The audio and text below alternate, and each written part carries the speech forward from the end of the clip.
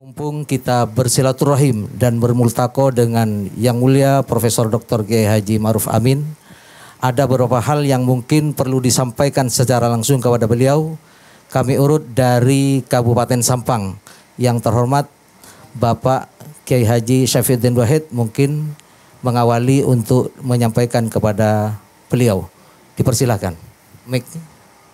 Assalamualaikum warahmatullahi ta'ala wabarakatuh. Yang terhormat Syekhina Al-Mukarram Al-Muhtaram Kiai Haji Ma'ruf Amin selaku Wakil Presiden Republik Indonesia dan Wakil Gubernur Jawa Timur dan semua kiai hadir pada saat ini dan tokoh Madura. Langsung saja ini Kiai Ma'ruf, saya sebetulnya ingat waktu Kiai Ma'ruf tahun 2018 pernah mengisi pengajian di rumah kami waktu itu. Alhamdulillah, mudah-mudahan tidak lama lagi bisa datang ke sana. Amin. Yang kedua, ini di Sampang ada temuan buku ajar MTS dan MA yang menyimpang dari ajaran kita, ajaran Ahli Sunnah wal Jamaah dan Madahibul Arba'ah. Kita sudah ketemu dengan Litbang Kemenak Jawa Pusat dan juga dari Kanwil Kemenak Jawa Timur. Janjinya mau ditarik semua. Yang diminta oleh kiai-kiai ditarik dan direvisi, yang merevisi orang yang kompeten, yang ahli di dalam bidangnya, terutama dari ulama Madahibul Arba'ah atau Ahli Sunnah wal Jamaah. Karena kenyataannya waktu Litbang datang membawa buku baru yang sudah ada barcode-nya. Ternyata setelah dibaca di depan Litbang, buku yang baru, cetakan baru itu, tetap sama dengan yang cetakan 2020. Kata teman-teman, ini berarti kopi paste. Maka dari itu, bagaimana caranya ini bisa nyampai ke Menteri Agama, bisa betul-betul ditarik dan direvisi. Terima kasih. Assalamualaikum warahmatullahi wabarakatuh. Assalamualaikum warahmatullahi wabarakatuh. Bismillahirrahmanirrahim. Yang kami hormati Profesor Dr. Kiai Haji Ma'ruf Amin, Wakil Presiden Republik Indonesia beserta rombongan, para masyayikh. Alhamdulillah, saya dari perwakilan Bangkalan, Muhammad Maki Nasir, yang kebetulan menjadi Ketua PCNU Bangkalan, menyampaikan beberapa hal dari berbagai kajian kami bahwa perlu keseimbangan antara kemampuan iptek yang menghasilkan budaya materi dengan kebutuhan-kebutuhan rohani dan sosial sehingga mampu menghadapi kenyataan yang dihadapinya. Nah, masyarakat sekarang dengan berbagai alat-alat canggih, ini para kiai menginginkan bagaimana peran pesantren betul-betul diperkuat untuk membangun SDM yang berkualitas dari berbagai lini kehidupannya. Sementara ini kan hanya ada UU tapi belum jelas bagaimana pelaksanaannya. Jadi harapan kami bagaimana peran pesantren ini diperkuat untuk membangun SDM yang berkualitas di berbagai lini kehidupannya. Selain daripada itu juga terkait dengan ekonomi produk halal. Nah, ini mohon nanti ada arahan-arahan, kiat-kiat dan sebagainya terkait dengan kebutuhan ekonomi di Madura, khususnya di Bangkalan. Mungkin itu yang bisa kami sampaikan. Terima kasih. Assalamualaikum warahmatullahi wabarakatuh. Assalamualaikum warahmatullahi wabarakatuh. Yang terhormat Pak Wapres Kiai Haji Ma'ruf Amin selaku panutan kami dan para kiai semuanya. Kami perwakilan dari Sumeneb ingin menyampaikan bahwa orang Madura pada umumnya banyak dipahami oleh orang adalah tahan banting, punya keuletan. Di mana-mana orang Madura bisa hidup. Bahkan dari saking uletnya orang Madura, di depan pom bensin jual eceran bensin. Tapi yang aneh, beberapa kabupaten di Sumeneb termasuk Sumeneb adalah kemiskinannya sangat tinggi Pak Wapres. Apa ini datanya yang salah? Atau memang ada rekayasa?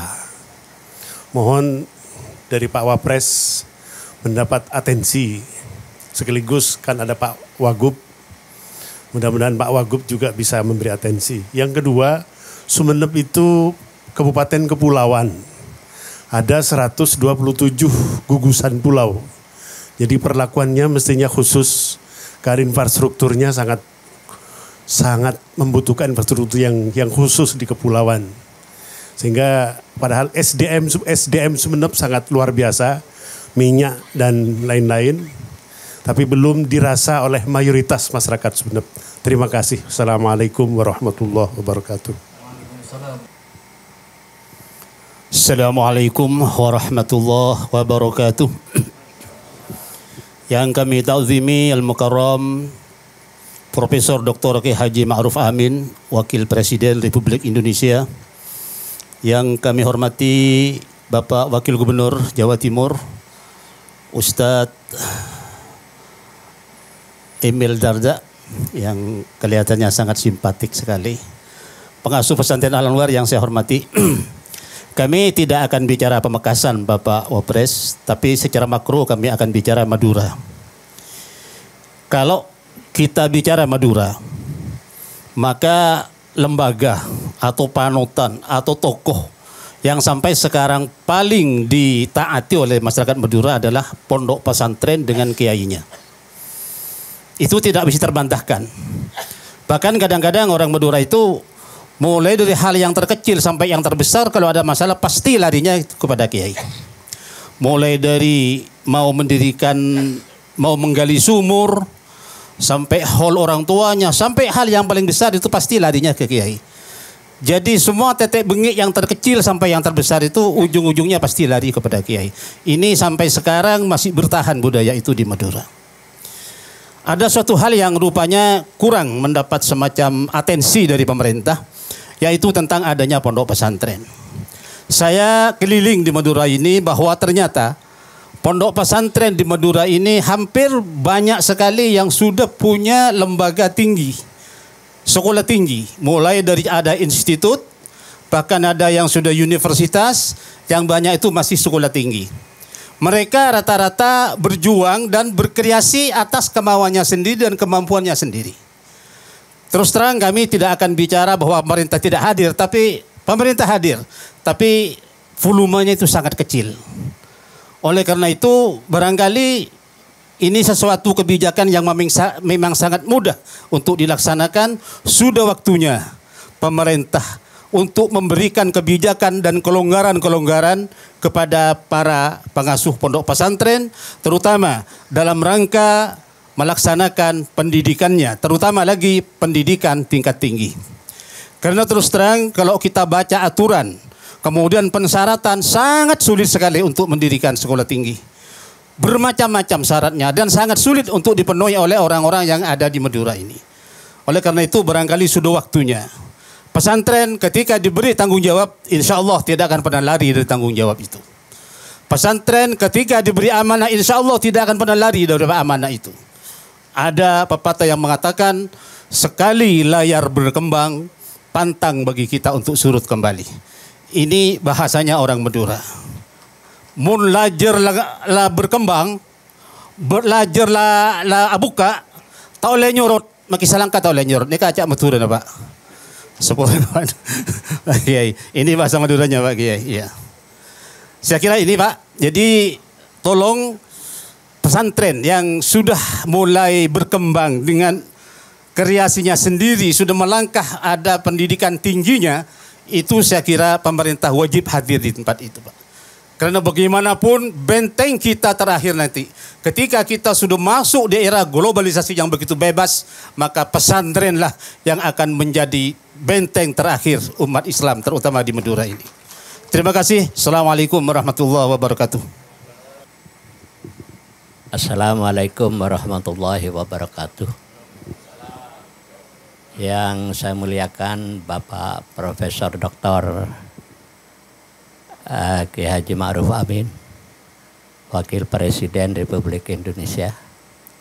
Yang saya hormati Wakil Gubernur Jawa Timur, para ulama, para kiai, para tokoh masyarakat yang saya muliakan. Saya hanya mempertebal dari apa yang sudah disampaikan oleh oleh para penanya pendahulu, yaitu yang pertama masalah SDA di Madura. SDA Madura ini Pak Wakil Presiden luar biasa, khususnya yang berkaitan dengan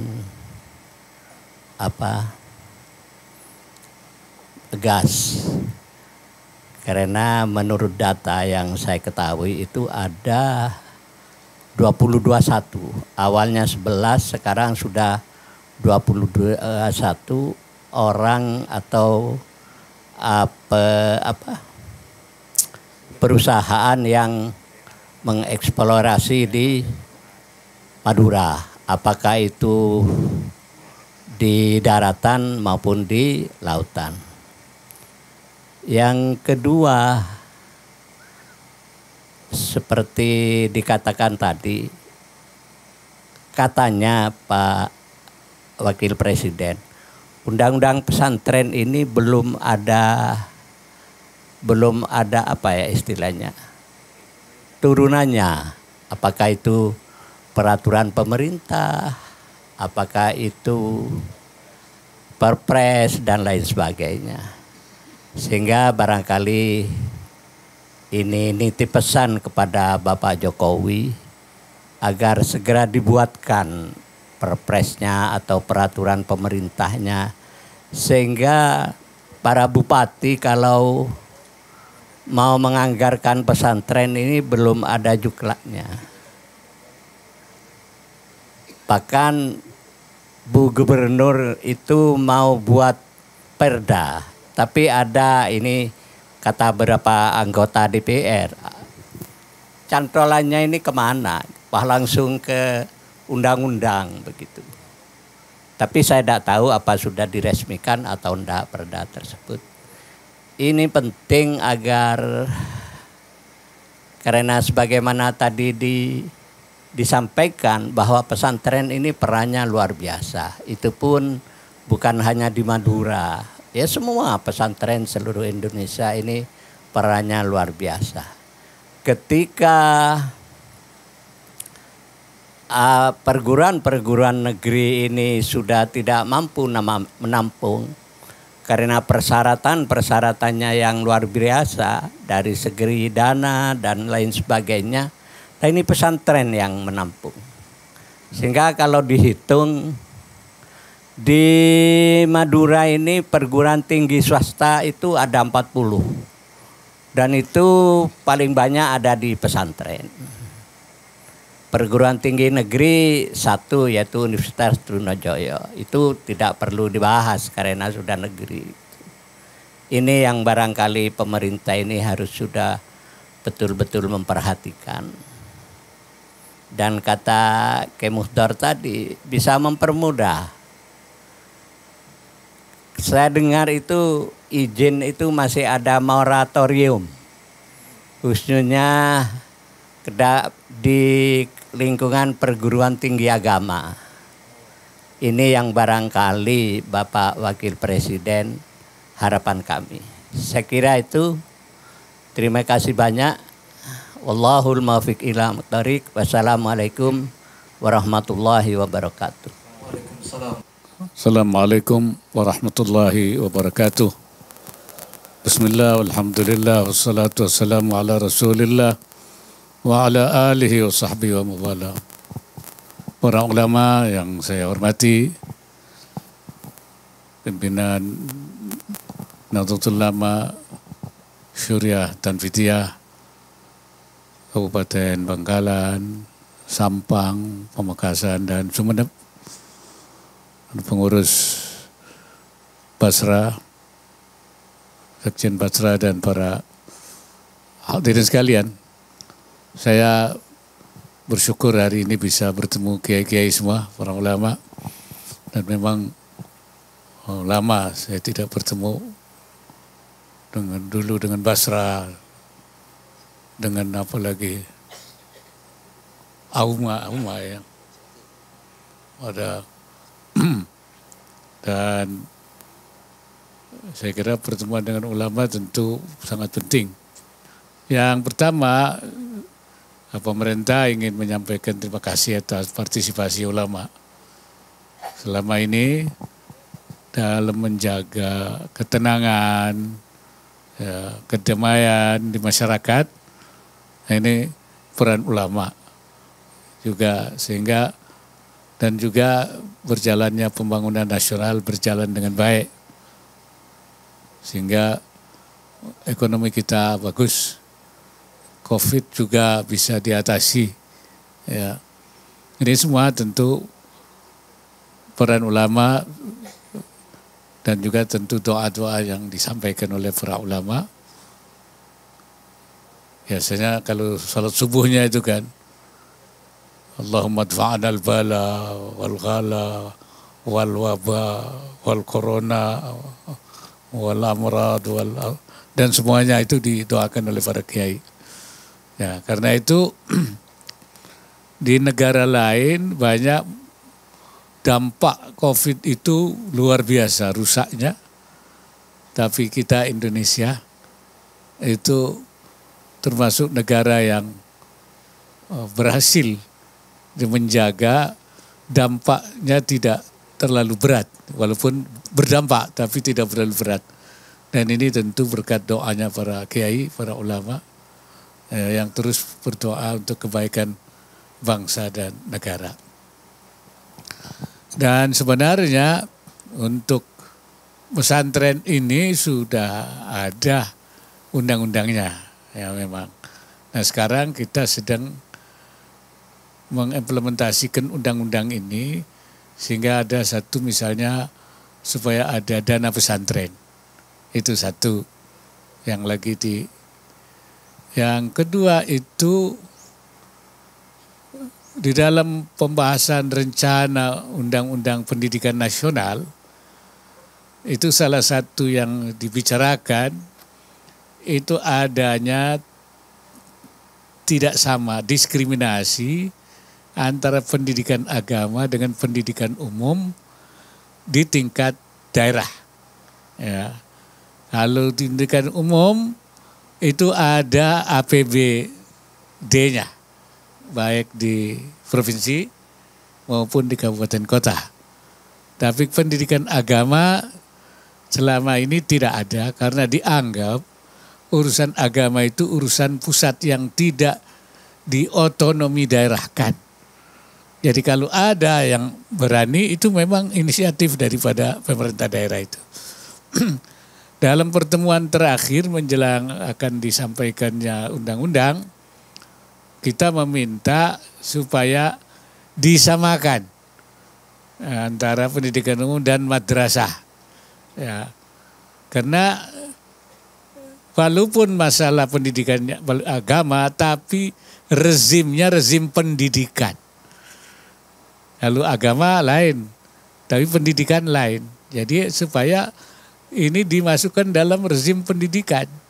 Oleh karena itu waktu itu diusulkan redaksinya supaya pemerintah daerah memberikan anggaran yang cukup untuk pendidikan nasional baik umum maupun agama. Itu sudah masuk sebenarnya itu. Cuman undang-undang Diknis pendidikan Diknasnya sampai hari ini masih tertunda. Nah, jadi memang selama ini tidak berani pemerintah daerah itu karena tidak ada cangkolannya di undang-undangnya. Nah, kita sudah di tingkat pemerintah ya, itu sudah ada kesepakatan, tetapi nanti di DPR-nya belum.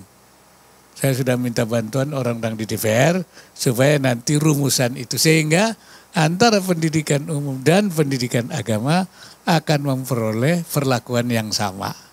Ini saya kira yang sedang diperjuangkan. Ya memang harus banyak yang diperjuangkan. Yang harus diperjuangkan itu. Saya senang karena Madura ini semua patuh pada ulama. Saya minta itu dipertahankan. Ya, jangan sampai ada kepercayaan itu hilang. Nah, sebab sekarang mulai ada harakatut tashkik, itu ada harakatut tadlil, gerakan mengeragukan. Ya, karena ada kiai yang pernah melakukan pelanggaran, lah kiai juga manusia katanya. Nah, oleh karena itu tidak boleh dipercaya. Nah, ini berbahaya ya, gerakan-gerakan seperti itu. Jangan sampai masyarakat kita terprovokasi sehingga kurang kepercayaannya. Nah, dengan kepercayaan itu sebenarnya kita lebih mudah untuk mengajak, mendidik, mengarahkan, ya, membawa kepada cara-cara kebaikan. Saya kira kepercayaan masyarakat itu harus terus dijaga. Dan itu satu luar biasa keuntungannya. Tentu ini berkat para ulama-ulama terdahulu ya, as-sabiqunal awwalun, sehingga bisa memberikan ya kepercayaan dari masyarakat kepada para kiai. Itu harus. Dan juga semangat berusaha ya. Saya tahu memang orang Madura itu ya dalam berusaha sangat gigih ya. Di mana-mana. Jangankan barang dagangan apa besi tua saja dia jualin semua tuh orang Madura itu. Habis itu. Kapal tenggelam saja itu dibeli orang Madura itu. Ya diambilin, artinya dijual. Nah, itu artinya punya apa? Punya etos kerja dan semangat berusaha bisnis yang kuat. Itu sebenarnya harus terus hanya memang harus diberi kemampuan-kemampuan supaya memiliki ilmu pengetahuan dan teknologi sehingga dia bisa meningkatkan usahanya ya menggunakan ilmu pengetahuan dan teknologi. Dan itu yang melahirkan inovasi. Inovasi itu ada karena adanya ilmu pengetahuan dan teknologi. Hasil inovasi itu lebih besar. Ya, valuasinya, peningkatannya daripada yang punya sumber daya manusia. Contohnya misalnya Arab Saudi itu punya minyak Aramco itu. Dulu paling besar. Tetapi perusahaan Apple yang menggunakan inovasi, makin lama dia makin tinggi, makin besar hasilnya. Sedangkan Arab Saudi makin turun. Tidak, karena apa, lama-lama makin habis sumber daya alamnya. Tapi yang berdasar pada ilmu pengetahuan melakukan inovasi terus-menerus, makin ditemukan lagi makin besar. Oleh karena itu kita tidak boleh hanya mengandalkan sumber daya alam, tetapi sumber daya manusia yang memiliki inovasi itu. Dan betul sekali, jangan sampai itu yang didorong hanya soal-soal IMTEK, ya, IPTEK, ilmu pengetahuan dan teknologi, tapi imtaknya ini, iman dan takwanya ini yang penting sekali. Dan sekarang memang tantangan kita. Kenapa? Karena banyak mulai ya pemahaman-pemahaman yang ya mengabaikan nilai-nilai keagamaan ini sudah mulai dipengaruhi oleh banyak pihak melalui medsos, melalui buku-buku, melalui ceramah, diskusi-diskusi. Nah, jadi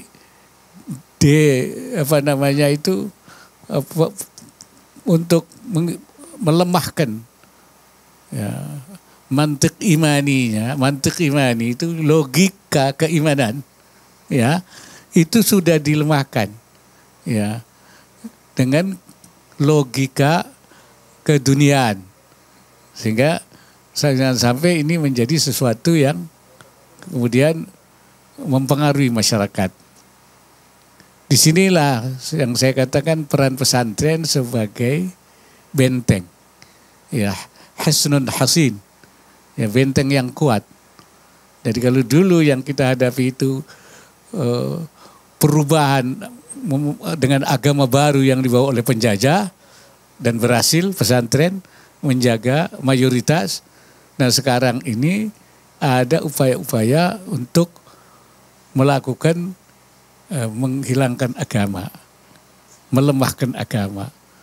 Nah di dalam agama sendiri seperti tadi memang ada juga ya, yaitu gerakan-gerakan yang saya nyebutnya itu al-afhamul munharifah, faham-faham yang menyimpang, al-afhamul munharifah. Nah bagaimana kita menjaga umat, himayatul ummah anil afhamil munharifah. Cara munharifah itu artinya yang kita sebut inhiraf, menyimpang, itu yang keluar dari wilayah perbedaan. Majalil ikhtilaf bainal mazahib. Kalau perbedaan di antara mazahib itu ditoleransi karena memang wilayah perbedaan. Nah, kaidahnya kita kan begitu. Ya namanya la yungkarul mukhtalafu fihi wa innama yungkaru al mujma'u alaihi. Tidak diingkari sesuatu yang ikhtilaf bainal ulama, ya, tetapi yang harus diingkari itu adalah yang sudah mujma' alaih, yang sudah given, yang semuanya sudah sepakat, tahu-tahu ada menyimpang. Nah, ini inhiraf namanya itu. Jadi ada yang inhiraf. Nah, itu nanti kita lihat mana yang kita masukkan inhiraf tadi. Saya tadi katakan, ada kelompok yang menolak yang namanya rukhsah itu. Nggak mau ada rukhsah itu. Menolak. Tapi ada yang menganggap mencari rukhsah saja. Yang dicarinya rukhsah saja ada. Ada yang menganggap ikhtilaf itu sebagai sesuatu yang ditolak. Ada yang menolak ikhtilaf. Dalilnya itu famadza ba'dal haq illa dhalal. Haknya cuma satu. Ya. Yang lain hak, yang ini hak berarti yang lain dhalal.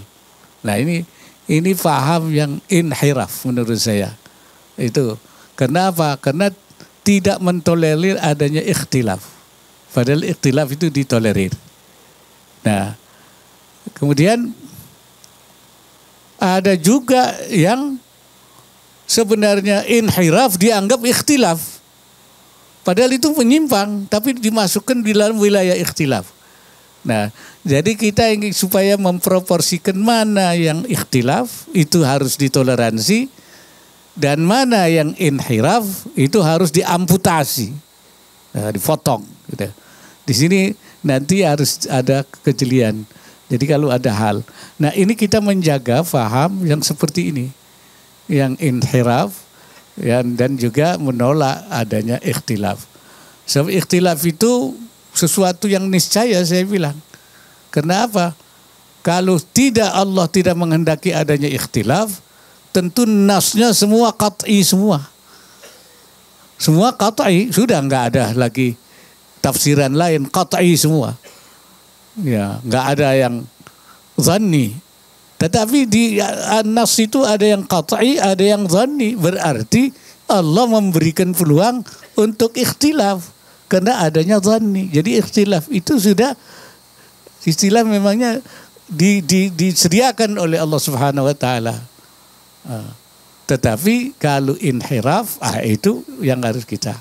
Nah, nanti yang dilaporkan oleh Kiai Syafiq itu coba saya minta diteliti itu. Nah, kalau memang itu kita minta supaya dibetulkan. Ya, memang kadang-kadang nyelundup di dalam buku-buku ajar tuh nyelundup ini. Kita juga menjaga umat daripada anil haraka, anil afkar atau tatarrufiyah. Yang tadi, yang saya katakan tatarruf itu tadi, dia ada rukhsah, dia tolak, tapi ada yang itu tatarruf, berlebihan. Kemudian juga anil fatawa asyadzah. Sekarang banyak fatwa-fatwa yang syadz, yang tidak berdasarkan dasar-dasar yang kuat. Alaman hajin sahihin. Ini memang sekarang mulai ada dan berkembang di mana-mana. Itu yang saya nyebutnya ada gerakan himayatul ummah. Ya, anil i'tiqadatil fasidah, ya, anil afhamil munharifah, anil afkar at-tatarrufiyah, wa anil fatawa as-sadzah, ya, fatwa-fatwa yang nyimpang itu kan. Ini yang menjadi persoalan kita. Dan saya pikir ya masalah mengenai syarat-syarat perguruan tinggi yang terlalu sulit, coba nanti kita coba kita pelajari, nanti kita rekomendasikan supaya mungkin maksudnya supaya perguruan tinggi itu berkualitas, mungkin, tetapi jangan sampai karena berkualitas kemudian menutup pintu sehingga banyak yang tidak bisa masuk. Ya. Jadi saya dengar waktu Universitas Trunojoyo itu minta dinegerikan, Pak Mahfud bilang belum memenuhi syarat. Waktu itu Gus Dur presidennya. Kata Gus Dur, kalau memenuhi syarat sampai kiamat nggak bisa jadi negeri itu, katanya itu. Ya, akhirnya walaupun kurang-kurang dinegerikan, akhirnya toh bisa disempurnakan. Ya coba nanti kita cari jalannya, syarat-syarat seperti apa yang itu. Ya, saya kira memang itu barangkali yang saya beri jawab. Saya senang bahwa ada hal-hal yang saya memang suka mendengar. Ya, suka mendengar. Ya, karena disuruhnya begitu kan. Alladzina yastami'una al-qawla fayattabi'una ahsanah. Jadi mendengar itu saya diserai Papua. Saya juga ke Papua, saya mau dengar, saya bilang. Supaya apa yang menjadi persoalan yang dihadapi mereka. Saya ini ingin menggaruk yang gatal di Papua itu. Karena itu yang tahu gatal itu kan orang Papua sendiri. Saya nggak tahu yang gatalnya di mana. Jangan sampai saya menggaruk di tempat yang tidak gatal. Yang gatal di mana, yang saya garuk di mana. Oleh karena itu saya minta kepada mereka itu mana yang gatalnya mana. Masalah-masalah yang dihadapi itu. Karena itu saya sering ke Papua untuk mendengar. Ya, alhamdulillah semua. Bahkan terakhir mereka minta dibangunkan Kristen Center. Iya boleh, tapi nanti dibangun juga Islamic Centernya, saya bilang. Jadi ada Kristen, ada Islamic Centernya. Jadi Islamic Center bisa muncul di sana, insya Allah gitu. Begitu kira-kira. Jadi saya dekati mereka dengan baik. Barangkali itu sampai dari saya. Barangkali Pak Wagub ada yang ya? Kecuali ada perintah khusus dari Pak. Ya.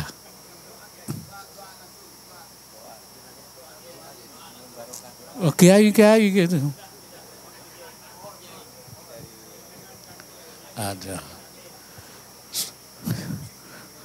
Bismillahirrahmanirrahim. Alhamdulillahi rabbil alamin, hamdan yuafi ni'amahu wa yudafi niqamahu wa yukafi mazidah. Ya Rabbana lakal hamdu laka syukur kama yanbaghi li jalali wajhikal karim wa 'azimi sultanik. Allahumma salli ala sayyidina Muhammadin salatan tunjina biha min jami'il ahwali wal afat wa taqdi lana biha jami'al hajat, tahhirna biha min jami'as sayyi'at wa tarfa'una bi andaka 'ala darajat wa tuballighuna biha indaka aqsal ghayat min jami'il khairat fil hayati wa ba'dal mamat. Allahumma inna nas'aluka fi khairi ma sa'alaka bihi Sayyiduna wa nabiyyuna Muhammadun abduka wa rasuluh wa na'udzu bika min syarri ma sta'adzaka minhu Sayyiduna wa nabiyyuna Muhammadun abduka wa rasuluh. Allahumma inna nas'aluka mas'alatas salihin wa nas'aluka mas'alatal 'arifin wa nas'aluka mas'alatal muqarrabin. Allahumma inna nas'aluka minal 'uquli awfaraha ومن الأذهان أصفاها ومن الأعمال أزكاها ومن الأخلاق أطيبها ومن الأرزاق أزلها ومن العافية أكملها ومن الدنيا خيرها ومن الآخرة نعيمها. اللهم إنا نستودعك ونستحفظك ديننا وأنفسنا وأهلنا وأولادنا أبناءنا وبناتنا وأحفادنا وأموالنا وكل شيء أعطيتنا وبلدتنا إندونيسيا رجالها ونساءها وشبابها وجميع أهلها وسكانها. اللهم اجعلنا وإياهم في كنافك وأمانك وعياذك من كل شيطان مريد وجبار عنيد وذي عين وذي بغي ومن شر كل ذي شر إنك على كل شيء قدير. واحفظنا يا الله من شر وسوسة الشياطين شر النفاثات في العقد من شر حاسد إذا حسد. اللهم افعل بي وبهم عاجلا وآجلا ما أنت له آل ما أنت له آل ما أنت له آل ولا تفعل بنا يا مولانا ما نحن له آل إنك غفور حليم جواد كريم رؤوف رحيم. ربنا آتنا في الدنيا حسنة وفي الآخرة حسنة وقنا عذاب النار. الحمد لله رب العالمين.